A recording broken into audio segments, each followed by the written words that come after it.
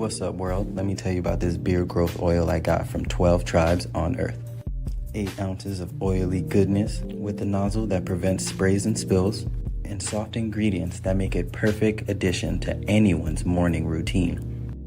From coconut to castor, all these oils are hand chosen. After using this herbal blend, the biggest thing I noticed is how soft, how strong my hair was, and how good I feel.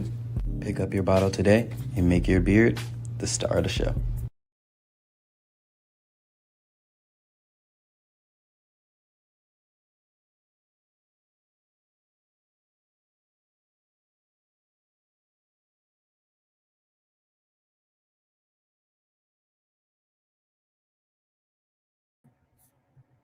Shalom, family. Good to see everyone here. Hope you're doing well. Well, we're going to look at some of the people that were deported out of the country and sent back to their homeland. And sometimes some of them, not all, will do an update. And when they do an update, they'll let you know. And usually, y'all, they're not doing nowhere near as well as they did when they were in this country. And it just goes to show you, no matter how much they try to talk up their home life and how great it is, it's not so great. Especially if you got to run here, it's not so great at all. So let me go ahead and share my screen. Let's see here. Yeah.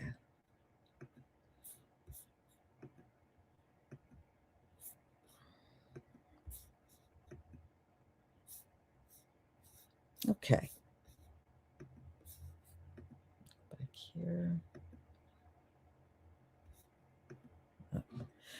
Okay. Let me go ahead and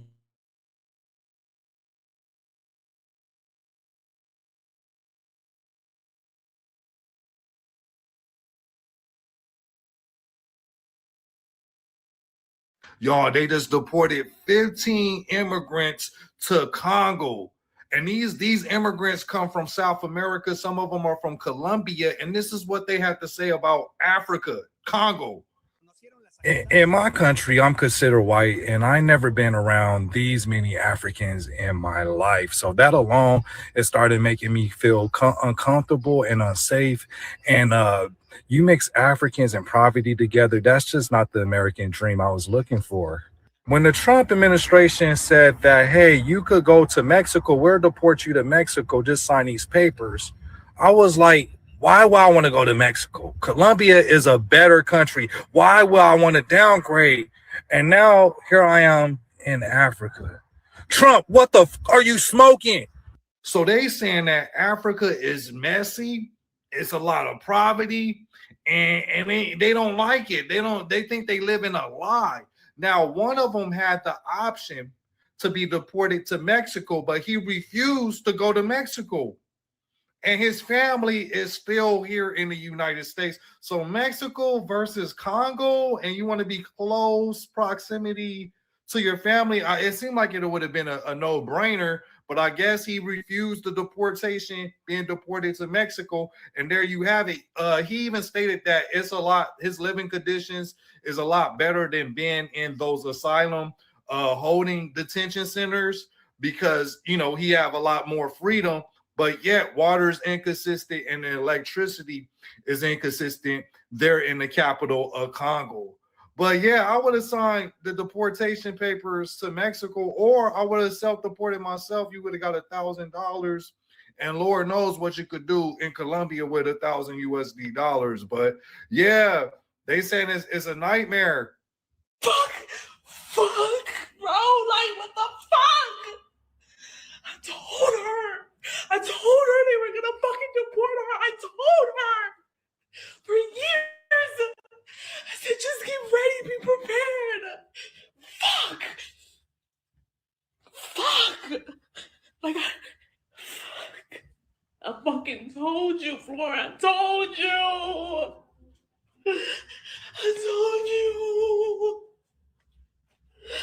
Where the fuck is my friend, bro? Where, like, bro, like, I I'm so sick of this shit. I told you. Okay, she's strong, bro. She's strong. She's strong. She is not the same person that got locked up in 2018. We are not the same motherfucking people, bro. If she gets sent to any of these third country countries. I've been in Tijuana since 2017 after I got deported. Since I got here, I realized that if you don't have a business, if you don't have something going on, or you don't have at least an education, it's hard to make money. You know, these jobs out here are paying 2,000-3,000 pesos for a normal person out there working. And when you work in a call center, just because you know English, you start getting paid double that, sometimes more. And a lot of people think that just because they know English, they're going to make it in a call center. And it's not the case. With all these deportations and so many people coming to Tijuana, these call centers, they have a much bigger pool to choose from. They're looking for the best talent at the cheapest price possible. Most call centers are trying to pay you under the table or evade as much taxes as possible when paying you. So you got to think about it. These places are just in it for profit, and it's okay. It's a business. This side business that I got myself into in one session, you can make what you make in a call center in a week. So I started learning it, and it's something that I love doing. I enjoy filming. I enjoy being up in the air with the drone. Hopefully, one day this becomes my full-time job. For the time being, we got to grind, we got to hustle until we get to where we want to be. But it is not only Kenya that deports Somali refugees. Saudi Arabian authorities had by March this year repatriated more than 12,000 Somali refugees. Mohamed Rimungi, CCTV.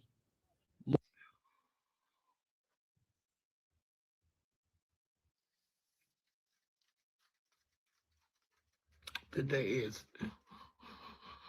just one of those days, guys, that people don't see behind the scenes of what a deportee goes through.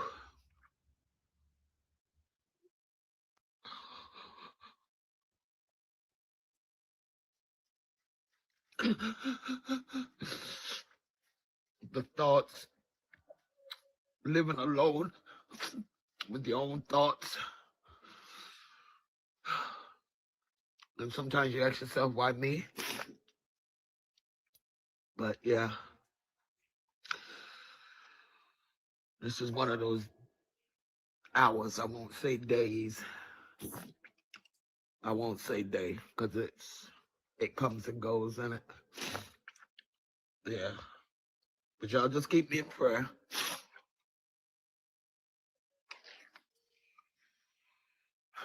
Just something I have to go through. And it's part of my healing process. Yep. Y'all be blessed. If you're kicking out Somalis, you have to kick out everyone else. Like, I'm gonna be honest, I'm speaking for all of my African brothers and sisters. If you kick Somalis out, you have to kick all of them out. All of us, we all leave together. Because if you kick us out, you have to kick everyone else. I'm gonna be honest, and I know everyone in the comments, everyone watching this video agrees with me.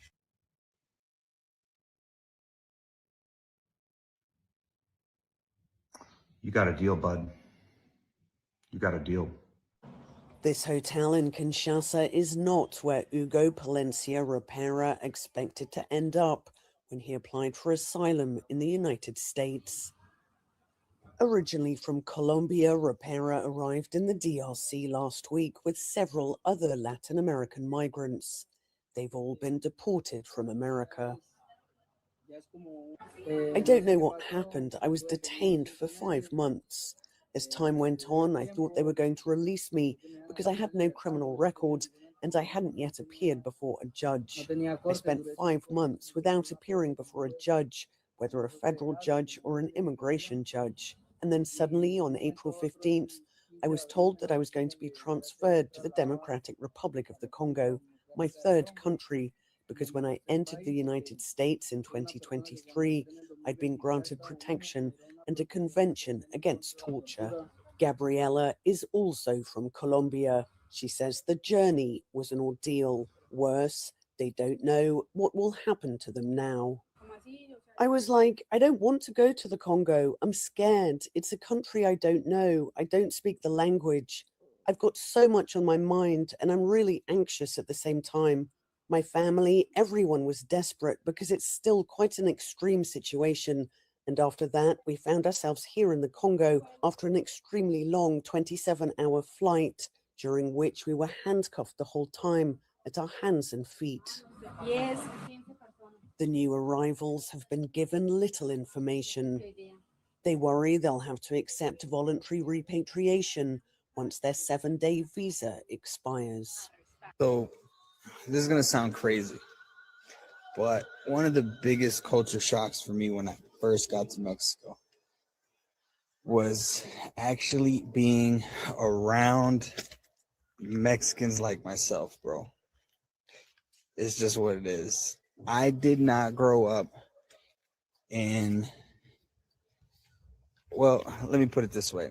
I did not grow up with all Mexicans. You see what I'm saying? I grew up mainly with Mexican Americans, or you know what I mean. I grew up with black folks. I grew up with white people. My homies were diverse. The people that I grew up with. And I grew up in a Mexican community, but there just wasn't that many young Mexican kids like myself. But in school, when I was in the United States, there's Mexicans who were like me, illegal. They hung out together, though they played soccer and all that. But I just didn't connect with them like that growing up. They were cool. I'd chit chat with them and talk to them and stuff like that, joke with them. But we weren't like tight, you know what I'm saying? Like I didn't hang with them outside of school and stuff like that. So one of the culture shocks for me when I first got to Mexico was being around so many Mexicans. it was crazy to me. Like it was a shock. It kind of felt like being in Chicago, a little village where you go to 26th Street and you go shopping and the little things, you go out to eat or whatever, and all you see is a bunch of Mexicans. That's what it felt like to me when I got to Mexico. Just being around my people finally. It felt, well, I just got out of jail, so I liked the freedom, but it also like gave you the sense of relax. You don't got to look over your back anymore. But even that, I didn't even do that in the United States, really. But having to think like if I was to cross back over, what I would have to live like, that's what I'm talking about. But that's my number one culture shock. It's weird though. Please.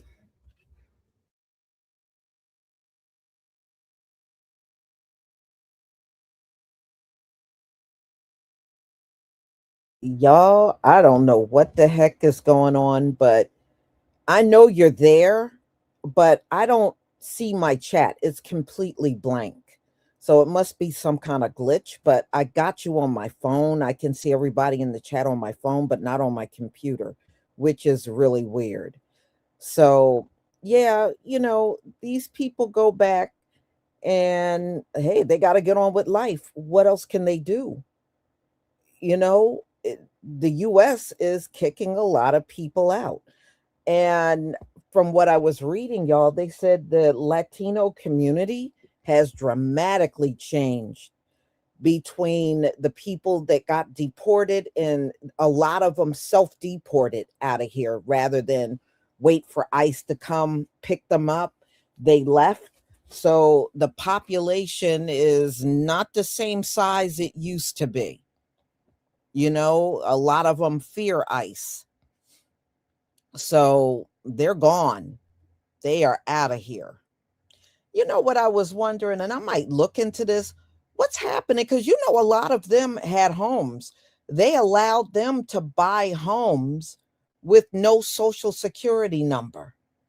It's amazing how we got to jump through hoops, but they make it easy for these folks to come here that was not even born here, didn't pay any tax dollars here, but they make it easy for them to get bank accounts, home loans, and can do it with no social.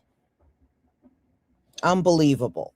So y'all, Donald Trump said this is going to go on for the next 4 years that well, more like 3 now, that he's in office. So it's not going to end. And there's still many that are leaving on their own.